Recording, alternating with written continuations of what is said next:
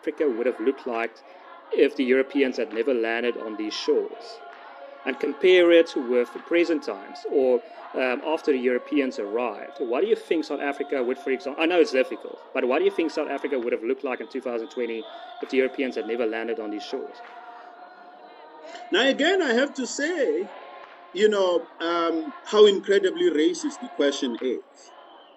And I see that, your mode of thought basically proceeds from that kind of racist thought, because if you don't get the point I'm making, let me demonstrate.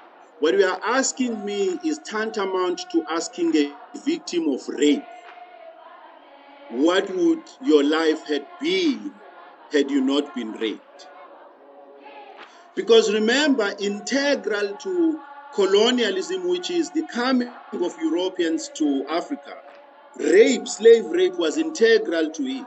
So what we are doing is asking victims of rape to say what would their lives had been like had they not been raped. And you don't see anything wrong with it, because your thought pattern proceeds from a very racist framework that says for these other people, it is possible, to say anything about them. But when those things are said about white people, then, certain sensibilities of justice, morality, and other sensibilities spring into action. But I'm going to answer your question nonetheless. I teach political science. So since I teach science and not clairvoyancy, I can tell you exactly what I know, would not have happened if colonialism had not happened in South Africa, or if white people had not colonized South Africa. I know for a fact that perhaps today in 2021, Chris Martin Tembisile would not have been shot by that white person called Walus if white Europeans had not come to South Africa. We perhaps would still have been living with him in South Africa today, or if he would have died, he perhaps would have died a death of a different sort.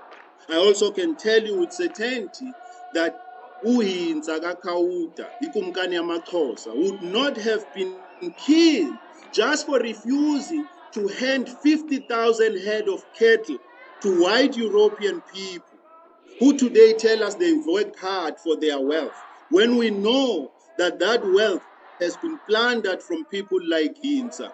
We know that Hinza would not have died the kind of death, that he suffered, at the hands of Harry Smith.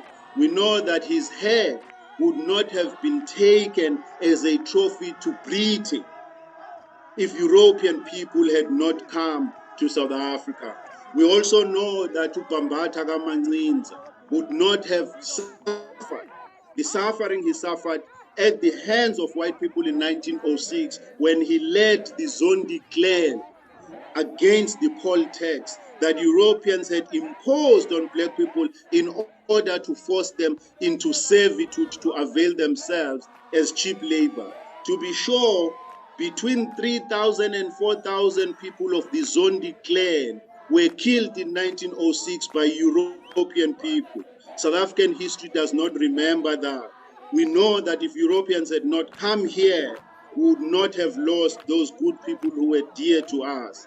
We also know that generalized rape that was integral to Europeans coming to South Africa, because you would also know, if you don't, I'm happy to enlighten you, you would also know that a good number of the Europeans who came to South Africa under colonialism came here or considered they are coming here as part of a sex expedition.